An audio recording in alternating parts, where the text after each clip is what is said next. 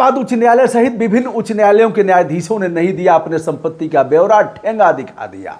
करोगे क्या? किन किन उच्च न्यायालयों के न्यायाधीशों ने, न्यायमूर्तियों ने अपने संपत्ति का ब्यौरा दिया, आज हम इस पर बात करते हैं। सर्वोच्च न्यायालय के न्यायमूर्तियों ने क्या किया, इस पर क्या इसके प्रावधान है? वैसे उत्तर प्रदेश में आदित्यनाथ योगी का डंडा ऐसा चला कि लोक सेवकों ने अपनी संपत्ति का ब्यौरा बता दिया।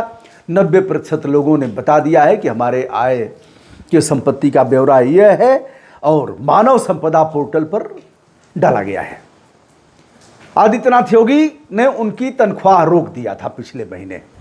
यह 31 अगस्त तक था बताने के लिए, जब नहीं बताया तो रोक दिया और 1 महीने का समय दिया। 90% तो आ गया है, 10% और लोग भी हैं।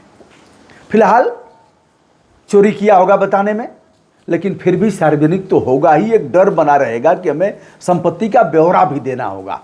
लेकिन अब जज साहब लोगों का कोई क्या बिगाड़ेगा। आइए, एशिया का सबसे बड़ा उच्च न्यायालय है इलाहाबाद, हम उसकी भी बात करते हैं। माननीय सर्वोच्च न्यायालय है, हमारा सुप्रीम कोर्ट है, उसकी भी बात करते हैं। तमाम उच्च न्यायालयों के किन जजों ने ठेंगा दिखा दिया, किन जजों ने कितना बताया, इसका प्रतिशत क्या है। जैसा कि आप अवगत हैं कि सर्वोच्च न्यायालय में कुल 33, सुप्रीम कोर्ट में जिसमें से 27 न्यायमूर्तियों ने अपने आय के संपत्ति का ब्यौरा दिया है, वेबसाइट पर लोड किया है। शेष कुल मिला के अगर देखा जाए तो 28, 29, 30, 31, 32, 33, आधा दर्जन न्यायमूर्तियों ने अभी तक नहीं दिया। हम आपको ले चलते हैं उत्तर प्रदेश, जो एशिया का सबसे बड़ा उच्च न्यायालय है। यहाँ यदि देखा जाए तो 95 जज वर्तमान में है। 95 में क्या, 95 में 0, एक ने भी नहीं दिया, एक ने भी देना उचित नहीं समझा। अब इस परिप्रेक्ष्य में आरटीआई का जवाब क्या आया है, इस पर भी हम बताएंगे। सूचना अधिकार अधिनियम 2005 की धारा 6(1) का प्रयोग करते हुए कुछ आरटीआई एक्टिविस्ट लोगों ने जो सूचना मांगा, उस पर क्या कहा गया है।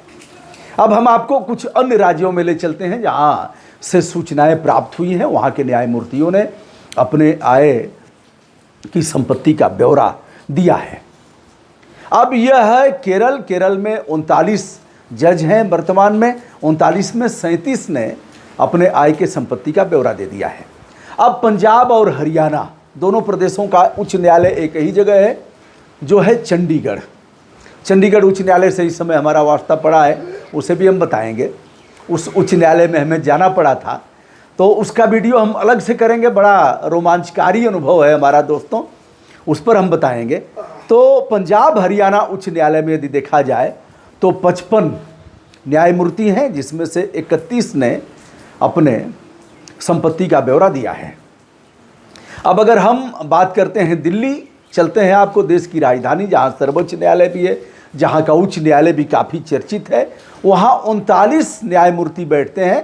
39 में 11 लोगों ने अपने संपत्ति का ब्यौरा दिया है। अगर हम आपको ले चलते हैं मद्रास, तो मद्रास में कुल 62 न्यायमूर्ति हैं मद्रास उच्च न्यायालय में, जहां 5 लोगों ने अपने संपत्ति का ब्यौरा दिया है। यदि हिमाचल ले चलते हैं तो वहां 12 में से 10 न्यायमूर्तियों ने अपने संपत्ति का ब्यौरा दिया है। छत्तीसगढ़ से जो जानकारी प्राप्त हुई है, 17 में से 2 न्यायमूर्तियों ने अपने संपत्ति का ब्यौरा दे दिया है। कर्नाटक उच्च न्यायालय, अगर कर्नाटक की बात करें हाई कोर्ट की, तो वहाँ 50 में 2 न्यायमूर्तियों ने अपनी संपत्ति का ब्यौरा दे दिया है। शेष 18 ऐसे उच्च न्यायालय हैं जहां परिणाम 0 आया है। अब दोस्तों, यह राज सुप्रीम कोर्ट की फुल बेंच ने एक प्रस्ताव पास किया था कि सभी न्यायमूर्तियों को अपने संपत्ति का ब्यौरा देना चाहिए, लेकिन उसे बाध्यकारी नहीं बताया। इसलिए अब जो आरटीआई में जवाब आ रहे हैं, वह कहा जा रहा है कि हम इसके लिए बाध्य नहीं है। कहीं से जवाब आ रहा है कि इसमें पब्लिक से कोई मतलब नहीं है, आम जनता का कोई इसमें लाभ नहीं है, इसलिए हम बताने में हमारी कोई अभिरुचि नहीं है। अब उत्तर प्रदेश की अगर बात करें, वैसे जो भी आप ज्वाइन करेंगे तो आपको बताना पड़ेगा आपके आय की संपत्ति क्या है, और प्रतिवर्ष आपको बताने का नियम है कि हर वर्ष आप बताएंगे ज़मीन कितना क्रय किया, भवन कितना किया, बच्चे कितने हैं, पढ़ाई में कितना है, अकाउंट में कितना है, यह सब सारी जानकारी, मोटी मोटी जानकारी आपको देना पड़ेगा। नेता बाध्य हैं ग्राम प्रधान के चुनाव से लेकर के क्षेत्र पंचायत और जिला पंचायत से लेकर के विधानसभा लोकसभा में सर्वोच्च न्यायालय के एक महत्वपूर्ण विनिश्चय के बाद इन्हें अपने आय के संपत्ति की जानकारी देना अनिवार्य है और बताना है। चल अचल दोनों संपत्ति का ब्यौरा देना है। इस संपत्ति को बताया भी जाएगा, लेकिन अब जिसने आदेश किया उन पर यह बाध्यकारी नहीं है। आदित्यनाथ योगी जी ने एक डंडा चलाया, कहा बताना पड़ेगा सभी को, और मानव संपदा पोर्टल विकसित किया, कहा कि इस पर बताना पड़ेगा कि आपने अब तक कितनी चल अचल संपत्ति अर्जित किया है। कई ऐसे लोग सेवक हैं जो चल अचल संपत्ति के मामले में जिन लोगों ने लूट किया है उनको बाहर का रास्ता दिखाया गया, लड़ने वालों ने उनकी ऐसी की तैसी कर दिया। लेकिन आप जानेंगे तभी तो यूपी में यदि देखा जाए तो 31 अगस्त लास्ट डेट था जब इनको बताना था, नहीं बताया तो इनका वेतन रोक दिया गया। वेतन रोकने के बाद हलचल मची, फिर उस आदेश को वापस लिया गया आनन फानन में। तत्पश्चात 1 महीने का समय और दिया गया कि हम 30 सितंबर तक यह बताना आपके लिए बाध्यकारी है, नहीं बताएंगे तो हम एक्शन लेंगे। 90% लोगों ने बता दिया है मानव संपदा पोर्टल पर, शेष 10% हैं तो उनको 10-5% तो उनका कोई कुछ बिगाड़ नहीं पाता है, हर भी भगवे में ऐसे हैं, उनका करेंगे क्या, वो आदत से लाचार हैं, नहीं बताएंगे। और उसमें भयंकर रूप से जिन लोगों ने लूट किया होगा वह शामिल होंगे। अरे कितना है खट, एक दिन बैठेंगे बीवी बच्चों के साथ और देख लेंगे, सब बता देंगे। जैसे आयकर का वह रिटर्न भरना है आपको, तो आप उसमें सब जानते हैं, देखेंगे, रसीद देंगे कि क्या क्या हमने क्रय किया, कैसे हुआ, सब बता देंगे।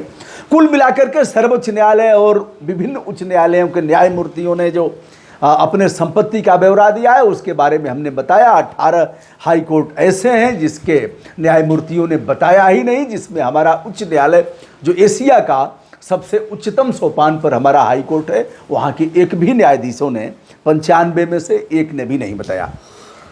दोस्तों, इस वीडियो में आपके कमेंट विनम्रता के साथ हम आमंत्रित करते हैं। आप बताएं आपकी क्या राय है, क्या इन्हें बताना चाहिए, क्या इन्हें नहीं बताना चाहिए, क्या बताना बाध्यकारी होना चाहिए, यदि नहीं बताते हैं तो इन पर कोई एक्शन होना चाहिए, क्या इनके ऊपर भी कानून बनना चाहिए, हमारे सदन में माननीय इनके ऊपर भी कानून बनाए, या फिर सर्वोच्च न्यायालय स्वयं इस प्रकार का दिशा निर्देश जारी करे, नियम बनाए और वह नियम बाध्यकारी हो। दोस्तों, मैं हूं ब्रजभूषण दुबे। आज विभिन्न न्यायमूर्तियों के आय की जो संपत्ति है उसके बारे में आज हमने वार्ता किया। यह वीडियो कैसा लगा बताइएगा। नमस्कार।